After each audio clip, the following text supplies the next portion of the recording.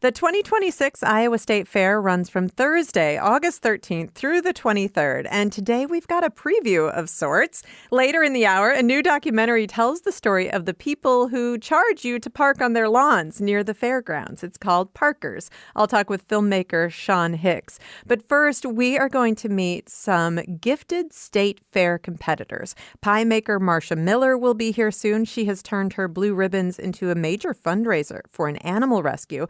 But first, we have one of the State Fair's royal couples, Rod and Deb Zeitler. Dr. Rod, as he is affectionately known, is a retired physician and probably the winningest canning competitor in State Fair history. And Deb is a master weaver and shoemaker. They both have items on display in the Renwick Gallery of the Smithsonian American Art Museum. The exhibition is State Fair's Growing American Craft, and it's on display through September 7th.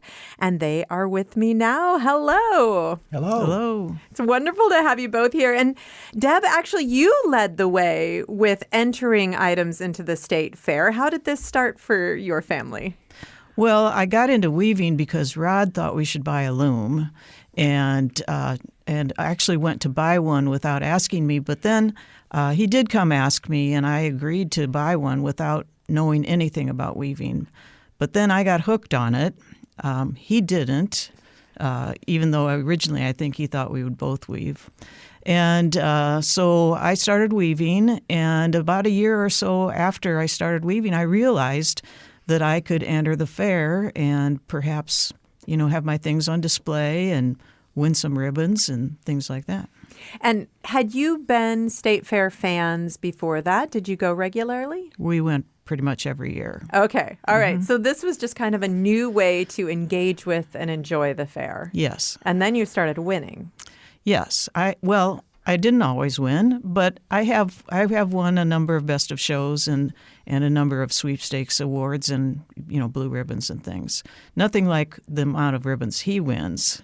But they are good quality ribbons. Yeah, for sure. That's a lot of time invested. So, Rod, Deb is weaving and entering contests and winning ribbons, and you think, I want to do something. So how did you settle on canning? That wasn't something you'd been doing. No, I was a novice canner. It seemed to be something that I could accomplish in a fairly set amount of time, and could do it without much training, as it turned out. And the first time you entered, it turned out that you had not closely followed the directions. No, it was not a good experience. Back then, it was in a different building than it is now, and there were fewer competitors. And it was a room about the size of this one where the judging occurred. So I sort of an intimate environment. Yeah, you're saying, okay. I sort of sneaked in and snuck out after not even most of my things. I just. Well, you have to be extremely careful. You have to boil things to the right temperature. Right, you have to have leave the right amount of headspace. Recipe. Yeah. So it's very, very particular. So that first experience didn't discourage you, though. It did quite the opposite. No, it encouraged me to get things right and try harder. And as time went on, they added more classes, made it harder for me to keep up. But I've done my best. Do you feel like you need to enter every single canning category? Well, I have. Deb is shaking her head, yes. So, yeah. So, I mean, how many categories are there? This year there are 184. Okay, and you start preparing for the next state fair as soon as a state fair closes, right? The day after it's done. All right. And, of course, you were doing that for years while being a physician full-time. How did you manage to do all of this canning? And not just canning, but you've also planted a lot of the produce. You harvest your own produce, a lot of it. And all of this is hours and hours and hours of labor. How did you fit that into the free time you had? I'm pretty good at time management. I knew when things had to be done. I put in long hours on the weekends. I did things during the evening hours when I had the time, and I was able to accomplish both jobs. I mean, Deb, you've also been very supportive of his canning, filling out a lot of labels and recipes and things like that. Has it sometimes felt a little like a mania? I'm sure for him it was a mania. There were times when I did also try and enter all the categories that were available to me, but my categories were maybe 10, let's say. And on the other hand, some of the things I made took months. Yeah. Let's say I'm going to weave a yardage and then make it into clothing. That takes a long time, and he can do a jam in, I don't know, an hour or so. An hour, some of them. Some of them, but some of them absolutely not. Yeah. So do you have an idea, Rod, how many blue ribbons you've won over the years? Oh, no. No. Too many to count. I know I have spreadsheets for the last 10 or 12 years. So I know exactly how many I win during that period of time, but I haven't sat down and actually counted them. So I want to talk about the honor of being included in this Smithsonian exhibition, because that's really, really extraordinary. The two of you have been supporters of the Smithsonian Museums, donating to the Smithsonian Museums over the years. So, Rod, when you got this request to participate, you almost missed it because you thought it was a fundraising letter? I thought they were contacting me to ask for more donation. Yeah. So I didn't get in a rush. I'm happy to donate. I didn't get in a rush about calling them back. They persisted though, and reached out to me again, and I finally made the call. Yeah, and so this is such a big deal. I mean, they came to your home, they selected from your many, many jars of canned goods, and then it's on display in this incredible pyramid of beautiful canned goods. Did this kind of exceed your wildest expectations for what could happen? The curator showed me a picture of what she had in mind from a black and white from the 20s of some pyramid of canned goods. So I knew what her thinking was. But when the final display went live, it was really hard to believe. Yeah. And Deb, we've been talking about weaving, but you are also a shoemaker, and it's shoes of yours that are on display in the Smithsonian. Did they contact you separately? Not exactly. They came to the fair, and we showed them around their first day at the fair, and then they went around for the next 2 days choosing things that were on display at the fair that year. And my shoes had gotten a blue ribbon in the leather category. And they also chose a small basket that is a technique that I also do. So neither of the things actually are weaving, but they're, I don't know, somewhat related, I think. What does it feel like? Deb, I'll let you go first this time, but what does it feel like to have your work on display in the Smithsonian? Well, it's such an honor to have anything there, and then to be among this great show with other Iowa things that are just wonderful, and things from, I think, maybe 43 state fairs. It was hard to believe. And Rod, you've been to D.C. 4 times since this exhibition opened? Yes. We went, I think, the opening day. We took our family. We have 3 children and 7 grandchildren. And we took them, and other family members joined us there. So that was the first experience. They actually let us in the day before to see. So nice. That was a special honor. Absolutely.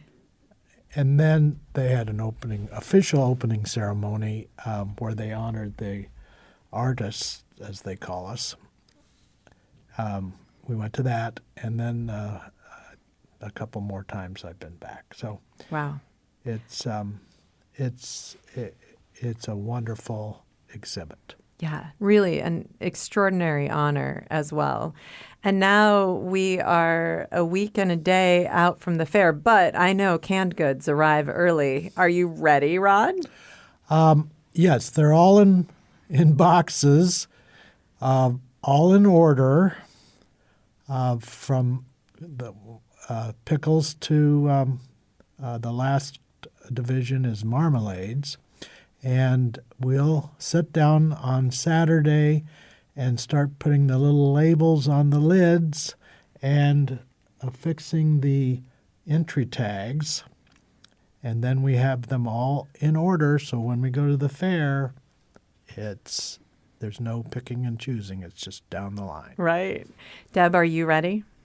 Well, I have something in fine arts, and that had to go in a month or more ago. Okay. And I'm hoping to have something in basketry, which would go in the next couple of days.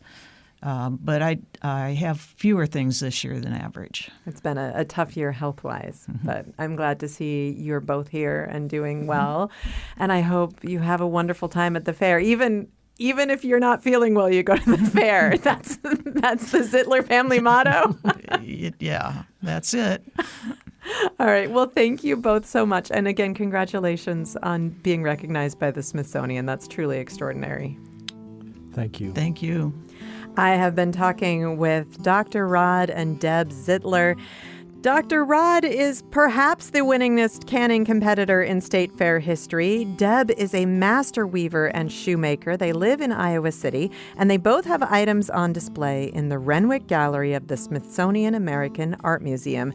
The exhibition is State Fairs, Growing American Craft, and it is on display through September 7th. Coming up in just a moment, we'll meet pie maker Marcia Miller, and then later on we'll find out about the people who park your cars at the fair. This is Talk of Iowa.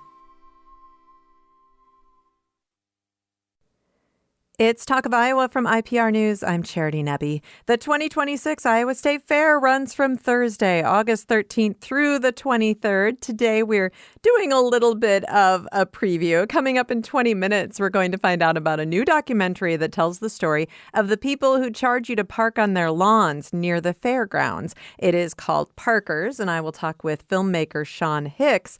With me right now is master pie maker Marcia Miller of Des Moines. She has brought home many blue ribbons over the years, and in the last couple of years, she's turned her blue ribbon pies into a significant fundraiser for the nonprofit organization Animal Lifeline. You can also see her in the documentary Piowa. Hello, Marcia. Hi, Charity. It's great to have you here. And Marcia, tell me how baking began for you. Well, I was always interested. I grew up on a farm. My mom made lots of pies and cakes and cookies, but she was a busy farm wife. She had a husband and 5 kids, and I didn't really learn from her. She made a lot of pies, and I ate a lot of pies, but she was busy, and she just got the things made, and that was it. But as time went by, she had this Betty Crocker cookbook that I think was a gift when they got married in the 50s. And I had a cousin who would work as a hired hand for my dad in the summers when he was home from college. And he couldn't believe my mom still had that old cookbook. So one year he brought her the newest version of Betty Crocker cookbook. And there was a checkerboard cake recipe in there that I was just obsessed with. And I still have never made a checkerboard cake, but it just made me see how creative you could be and you could make whatever you wanted. Tell me about your relationship with the state fair. I mean, obviously this all came together at some point, but were you a fair goer growing up? Yeah, well, not really growing up so much, but once I was in college age and beyond, my sister and I used to go to the state fair together every year. And we always loved to look at the entries in the food department. And we both thought that we could probably make things that are just as good as what was winning ribbons. So In about the year 2000 was the first year I entered at the fair, but I just became interested because I thought if I'm going to eat chocolate cake, I want to eat the best chocolate cake. So I started gathering recipes and trying recipes. One weekend, I made 20 different chocolate cakes just so I could compare all of the different recipes. Oh my goodness, so that's a little extreme. Where did the pie making begin? I started out making cookies and simple cakes, and I really didn't make pies at first. Like I said, the year 2000 was the first year I entered at the fair. I took 40 entries to the fair that year, and I only won 7 ribbons, but 2 of my ribbons were first place, and one of them was with the chocolate cream pie. So once you win a ribbon at the fair, you're hooked. And then because I knew in my first year of entering that I obviously have at least a couple really good recipes, and so I just took it from there of really amping up experimenting and trying to make the best of whatever there is. So I was, of course, just talking with Rod Zeitler, and he is a master canner, and he has really dominated the canning categories for a lot of years, although there are some other great competitors as well. When you win a blue ribbon in a baking category, do you feel like you can come back with that same recipe again next year and maybe win again? For the most part, I don't repeat recipes that are entered in competition.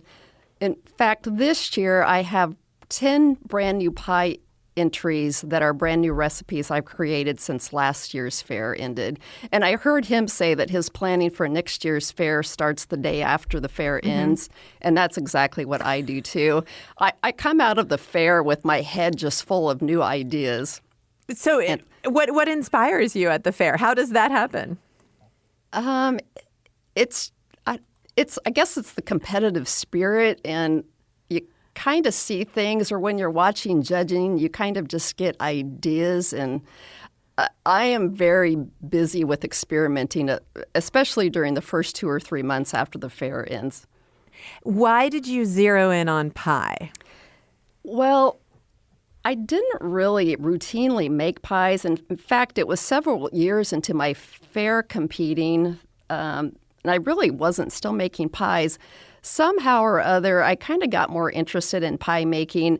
I started tweaking my pie crust. Again, with making 20 chocolate cakes in a weekend, I think I tried 20 different versions of pie crust when I settled on the one that I still use now. Do you want to tell us what your pie crust recipe is? I bet you don't. Well, the fat that is used in pie crust is a source of nobody agrees on what to use. I use butter flavor Crisco, but there are the lard purists. There are people that do combination of lard and Crisco, but butter flavor Crisco is what works the best for me. So as you went through that crust recipe period of time, I mean, the crust is so key in pies. How much of the judging is focused on the crust? I believe in the main pie competition, I believe 30% of the judging criteria is based on the crust. As a person who eats pies, I don't think that's quite fair, but I can imagine that it does make a huge difference for judges. Once you perfected your crust, do you also feel like it has to not just have the integrity and not have a soggy bottom, but do you try to make your pies beautiful as well? I tried. That was the beauty part was something I struggled with for a while, and I've been trying to improve on that the last few years, and I think I have. You won with a chocolate cream pie that was your first pie ribbon. Tell me how your interest in different kinds of pies has evolved over the years. I mostly was entering cream pies, and that's probably what I enjoy eating the most, but that's what I was entering most at the fair. But a few years ago, I got access to more fruit. A neighbor of mine has a great big red raspberry patch. I have a black raspberry bush. And then I found someone who has 3 cherry trees. So once I started getting access to all of this fresh fruit, I started working on fruit pies more. And I've done actually very well with it in judging with my fruit pies. So if you are starting to work on new recipes as soon as the fair ends, tell me a little bit about the process through the year, because obviously in the week leading up, the days leading up to the fair, you have to be doing a lot of baking because these pies need to be fresh. But what are sort of the steps that you go through as you're preparing for the fair? I think one thing most people probably don't realize is how much paperwork is involved with entering at the fair. You have to have an entry tag, the fair's official entry tag on each item you enter. There's an exhibitor's entry list that you have to turn in every day with every item you're submitting for judging that day. And then you have to have a recipe attached to your entry tag with every entry. So the paperwork is very important because if I stayed up all night making 20 pies and showed up at the fair for judging without any of my recipes attached, they would just tell me to go home with the pies. Yeah, devastating. Yeah, I'd just go sit in my car and cry. Right. So you can get the paperwork done ahead of time, but then you must have an incredible calendar for fair time to manage the baking and delivery. I do. I'm still working on my to-do list for the fair. You get very tired during the fair. This year I have 18 pies that I'm planning to submit between 2 days, and 17 are on the same day. Oh my goodness. So you get tired during the fair. So do you sleep at all the night before something like that? Yeah, well, I used to stay up all night making the pies before the judging. So I'd stay up all night making the pies and then leave for the judging with them. But I'm a little bit older now, and I don't quite have the stamina to stay up all night. So I at least get a few hours of sleep between when the pie making ends and when I have to start packing the car to take the entries to the fair. What is your goal for the fair this year when you think about, obviously you want to get all of these pies completed. Do you go in with a mindset of I want to win this many ribbons? Well, I guess you don't enter at the fair hoping to get second place or third place. So really when you're entering something, I only enter things that I think has the possibility of winning the blue ribbon. And how do you decide? You obviously are tasting these things, but do you bring friends and family in during your testing process to give you feedback? Yeah, usually during the year, the recipes I'm experimenting with will show up on the Thanksgiving table with my family or at Easter, and so I get feedback. I have neighbors that I disperse after I've made something, then I take a slice for myself, and then I get feedback from other people, so that's helpful. Sometimes people will make a comment that you don't really think of yourself, but when they make a comment about what they think is good about it or what it could use, that's helpful information. Now, I've observed the judging at the State Fair for many years. People can just go in and watch any item being judged. When it's your item being judged and you're kind of in this community of bakers, what is that like? Well, it's fun to see people at the fair. I don't know that most people who enter at the fair keep in contact with each other outside of the fair. So when you see the other competitors every year at the fair, it's just kind of like you pick up where you left off from the last year. So it's fun to see the other competitors every year. And of course, there are always new faces every year, too. I'm always impressed when I see teens or tweens entering. Are you keeping your eye on the next generation of bakers? Yeah, sometimes you got to keep your eye on people. Got to keep an eye on what the competition might be coming forward in the coming years. So, Marcia, you've had a lot of success. You've won a lot of ribbons. And then in the last couple of years, you've gotten a lot of attention.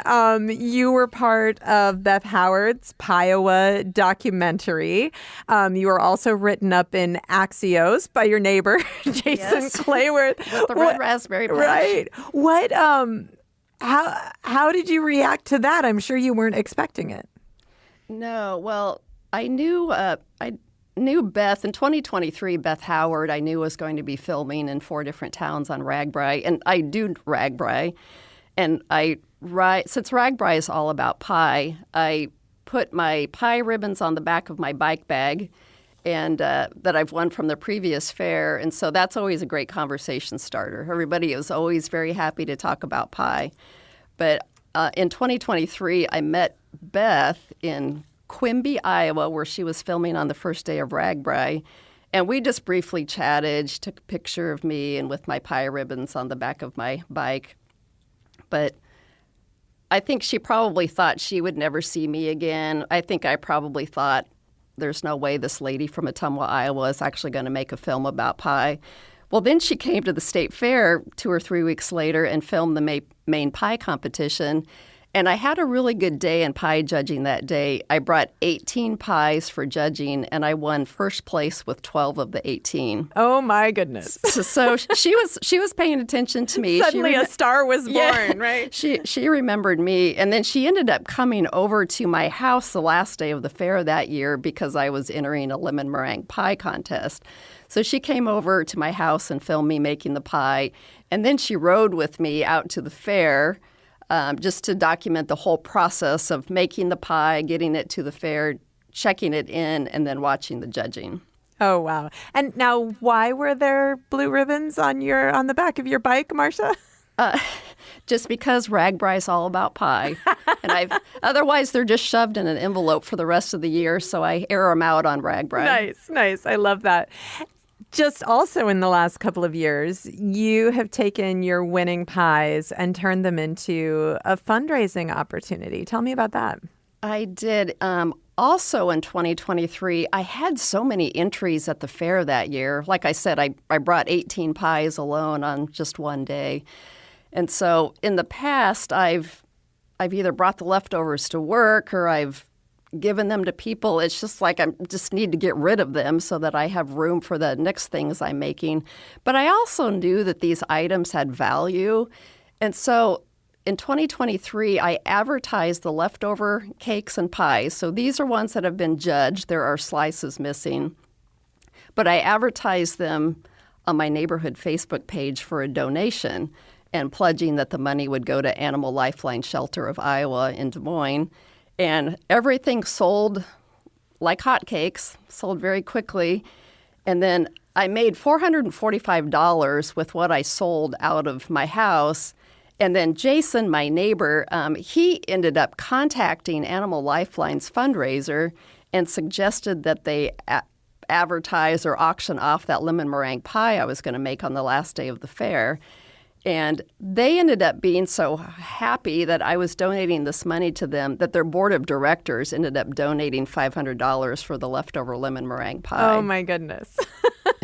So who knew what a little bit of pie could do? Yes. And you're a cat person, right? Yes, I am. Well, I am now. I did not have cats until 2020 when a neighbor lady was evicted from the apartment building and left her cat. Oh. And so... And then you got to learn about the challenges of baking with cats in your life. I absolutely did. Well, so Kitty is my first cat. Her name's Kitty because I was generically calling her Kitty before I knew she was going to be mine. And then a few months later, I found a kitten when I was on a bike ride, and I thought, I have one cat, I might as well have two. And then the word got out in the neighborhood with the cats that I'm the place to go. So I have 4 now. Oh, my goodness. Oh, my goodness. Well, so what are you most excited about with the fair coming up this year? The fair is always nerve-wracking. The first day of judging, you're always like, maybe this is the year I'm not going to win any ribbons. So it's always nerve-wracking. Once you get a blue ribbon, then you can kind of relax, and I just enjoy the process. All right. And when does the baking begin? I have a few cakes stashed in the freezer right now, but on my way over here this morning, I pulled some rhubarb because I need to make a rhubarb cake this afternoon. So the baking's kind of already started, but in earnest, I'll be really busy starting next weekend. And how many entries total between cakes and pies do you think you'll have this year? I'm planning for 37. 37. All right. And is that the most you've ever done? No. I've kind of cut back a little bit. I think the most I've Oh, here we go. In 2002, I entered 76 entries. Oh, my goodness. I didn't Marcia. do very well in return with my ribbons, but I think I kind of realized that year, like maybe quantity isn't the way to go. Quality over quantity. Yeah, exactly. All right. Well, Marcia, you are an inspiration. You make me want to go home and bake something. All right. I hope you do. Thank you so much, master pie maker and cake maker, Marcia Miller. We've been talking about some of the gifted competitors at the Iowa State Fair this hour. Coming up in a few minutes, we'll find out about a documentary that tells an untold story of the Iowa State Fair. It's about the people who park cars on their lawns in that East Side neighborhood. This is Talk of Iowa from IPR News.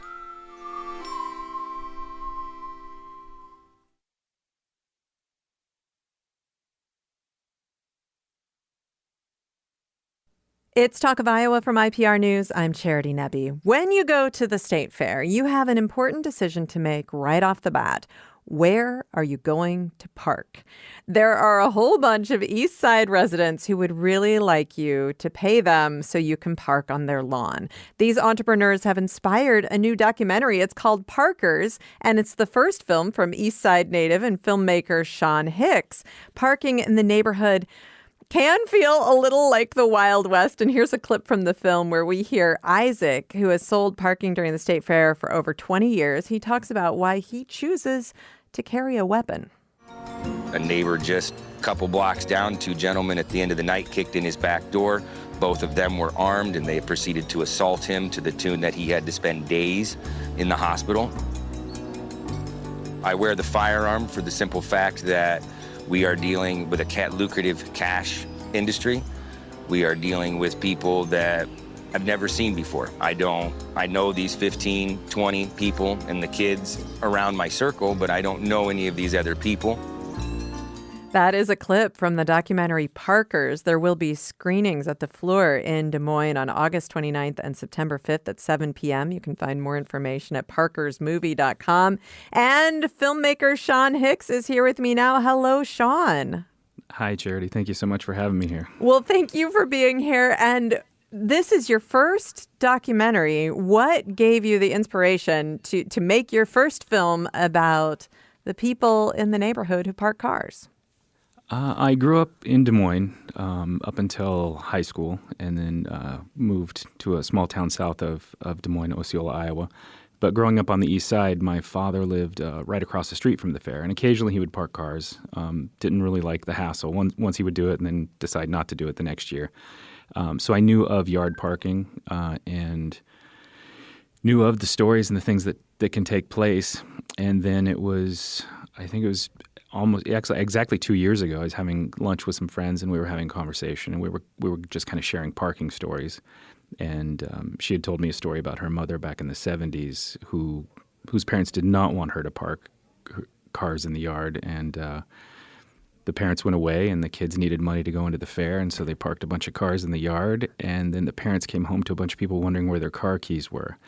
And that kind of just got my wheels spinning. And then I talked to a couple other people and heard some crazy stories about like an empty church lot, some kids showing up and just parking cars in an empty church lot, but they didn't have permission from the church. And so next thing you know, everybody who parked cars there has got their cars towed. So there was all kinds of stories that I was hearing that just seemed like there's a lot there. There's a lot going on. And so it just kind of sparked an idea, and I stuck with it and saw it through. And that was 2 years ago. So, I've been referring to this as an untold story of the Iowa State Fair. The Iowa State Fair is exhaustively covered by many, many media outlets. And this goes deep on a subject that I have only seen covered in a very shallow way. I mean, did you look around to see if anybody had done this before? I did. I had an idea, and I thought, well, surely that has to have been done before. And it led me to an article from Minnesota in the newspaper, and that's where the title comes from, Parkers. That's what they call the yard parkers in Minnesota for the Minnesota State Fair. And then I just kept digging. Huge fan of a documentary that came out around 2010 or 11 called The Parking Lot Movie, which is about some philosophy students that park cars in a parking lot in Virginia. And then there was just a two-part show from Viceland News that they did on the Iowa State Fair. And it was two 25-minute segments. And about 3 minutes out of one of those parts, they kind of touched on yard parking at the Iowa State Fair. And that's how that was my first introduction to Isaac, who's one of the main characters in the film. Right, whose voice we just heard a few minutes ago. Yep. And so I was like, wow, this doesn't exist and nobody's done it. I think it would be fascinating. And I reached out to Isaac on Facebook, and he was crazy enough to meet with me and talk to me. And it kind of from there, I was introduced to other characters, and it just kind of spider webbed out and just kept moving forward. So how did you tackle filming it? Because, I mean, they're parking cars from early morning to late night through the entire run of the Iowa State Fair, 11 days. There's a lot going on. Yep.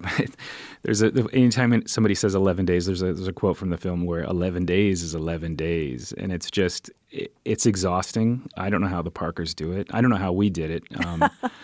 A close friend of mine who was my right-hand man and kind of helped me see this through is Jamie Zolito. And it was just the two of us getting up at 5 o'clock in the morning, ready to roll camera by 7, 8 o'clock in the morning, and just the sheer volume of media and cameras that we were dealing with to cover everything. The kids that helped out with the production are local. They're students that attend the film program at DMAC.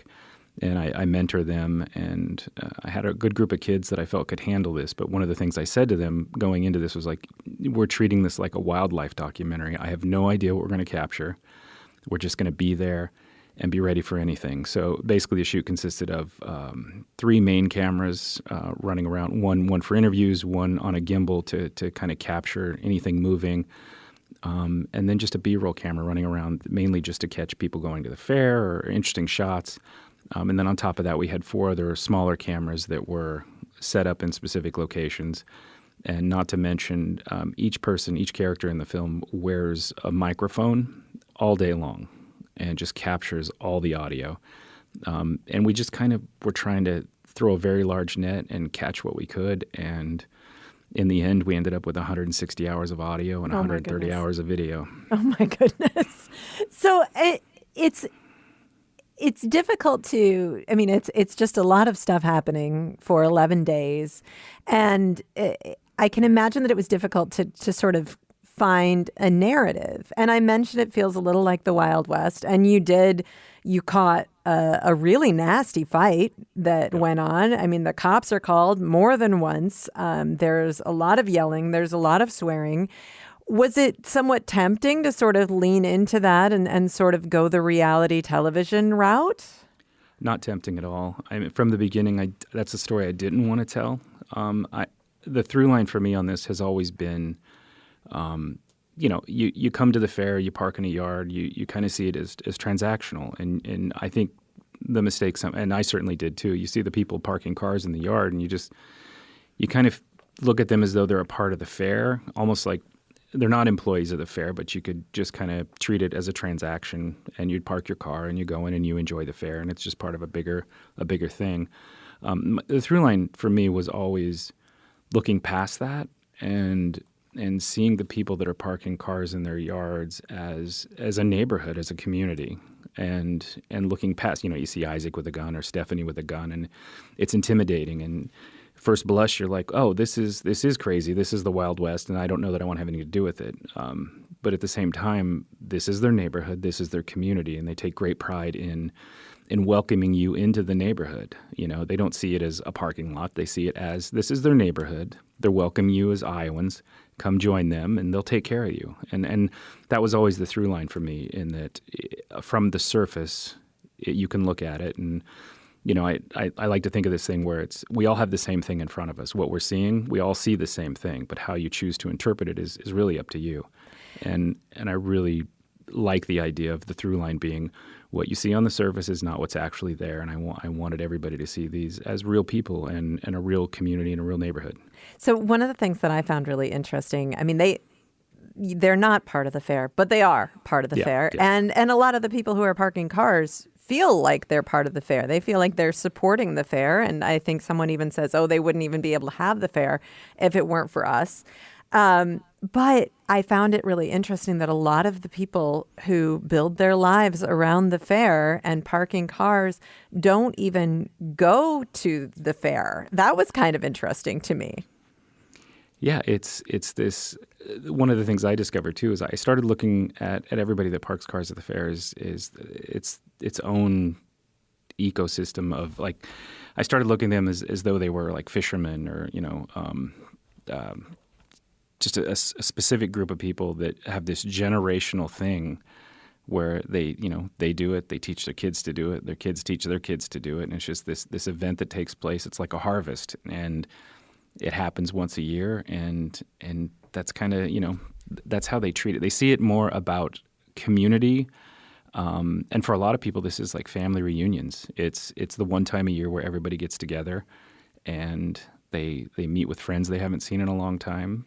For some of them, they've been parking people for 20, 30 years, and so they've watched the people that they started parking. They've watched their kids grow up, and then their kids start parking there. So it's kind of like this. It's a separate thing for them where it's this community event that takes place. And so for them, the fair is the means to that. But at the same time, it's not really about the fair for them. It's an opportunity for them to meet a lot of people in the community and help people, and then also see friends and family they haven't seen in a long time. Well, and they're working together. There's a lot of collaboration that goes on between neighbors. Not everyone can be there, of course, all day, every day, although a lot of these people certainly are. And then there's sort of a reveal, and I don't want to spoil anything, but all of a sudden we realize that a lot of these characters that we've been following through this documentary are actually related. Was that a surprise to you, or did you know that beforehand? The main person that's related, Stephanie, is one of the main people that we follow in the film, and she actually introduced me to a couple of guys, Scotty and Ben, who have a bar up on the main street right across the street from the fair, and that was a thing where I'm like, oh, okay, that's your cousin, okay. And then Caleb is one of the characters, and through Caleb we met Don, who's an older gentleman that's been parking cars for a long time. I think he's 91 now. So yeah, but that's kind of the East Side way. Is you grow up there, your family stays there, and everybody's related to everybody. It seems like so. It is, of course, about making money. Can you give me a ballpark of? I mean, there are the people who have the $20 lawns. There are the people who have the $15 lawns, the $10 lawns. There's a lot of haggling that goes on different times of day, or if somebody parks there twice in a day, maybe they'll get a deal. But can you give me an idea of how much money somebody can pull down during the fair? That is a conversation that nobody wanted to have with me. Really? Yeah. I'm not surprised by that. Yeah. They do well. There's a reason they do it. But there's no real way to tell, because you also have, there's a lot of family parking for free. There's a lot of friends parking for free, and certain times of day, the parking could be up to 20, or it could be 10. It kind of depends on what's going on at the fair at the time of day and how the day's kind of gone. So there's no real way to kind of put a number on that. That's my political correct way of answering that for the parkers. Speaking of politics, many of the people in the documentary want to make it clear that they have to use all of their fair money to pay their property taxes. Yeah, a lot of them do, and it's a source of income. So yeah. and they some of them just it goes right back to the fair. So everybody's got their own reason to do it, and whether it's putting their kids through private school or paying property taxes, it's kind of up to them. But it was surprising for me to realize that, oh yeah, this is a way for them to pay their property taxes. Yeah. So the fair, this 11 days, is incredibly intense for the people who make this parking happen. And you talked about the community, and you talked about coming together and the support. And you have this beautiful moment with Caleb, and he talks about how depressed he feels when the fair ends. Let's listen to what he had to say. I'm a little depressed. I'll admit that. I'm a little depressed. And I really feel like that. It sucks. My neighbors aren't going to be out there sitting with me. My mom won't be out there, Kids running around, trying to sell water. Parking cars, man,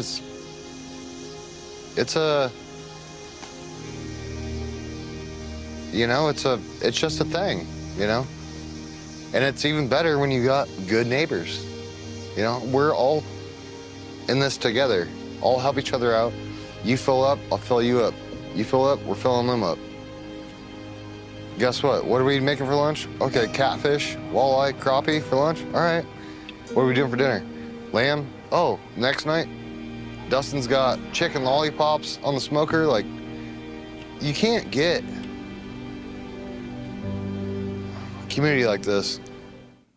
That's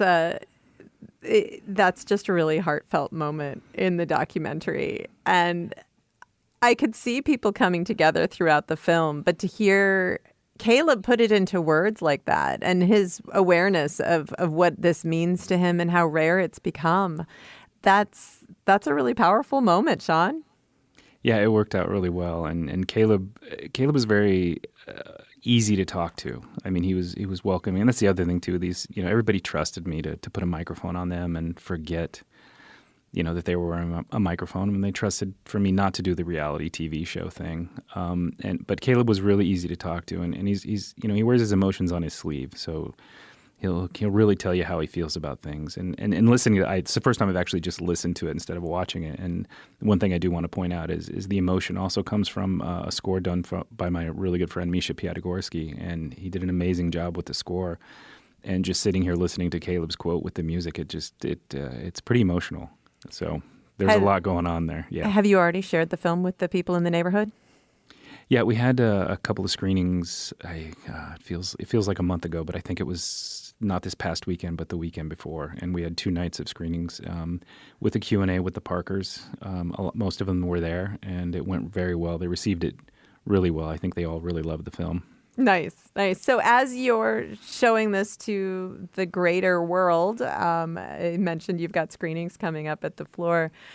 What do you want people to take away from it? People who may have that sort of reality television idea of what the neighborhood might be like?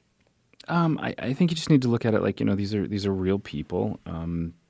And one of the reasons I wanted to tell this version of the story, too, is that, we live in a pretty divided world where I think a lot of times we all consider our differences as the reason whether we want to talk to somebody or not, instead of just kind of accepting the fact that we're all different. We have our differences, our political views or whatnot. But if we actually take the time to have a conversation with somebody and appreciate that you're in the neighborhood, it'll allow us all to be closer and kind of accept each other on that level, because we're more alike than we are different. So that's the main takeaway. And where are you going to park when you go to the fair? I want everybody to park in the Parkers' yards. Shawn, thank you so much for talking with me. Congratulations. Thank you, Charity. Shawn Hicks, his documentary Parkers has just been put together. It is about the people who park cars on their lawns during the Iowa State Fair, and there'll be 2 screenings at the Fleur in Des Moines, August 29th and September 5th at 7 p.m. This is Talk of Iowa from IPR News. I'm Charity Nebbe.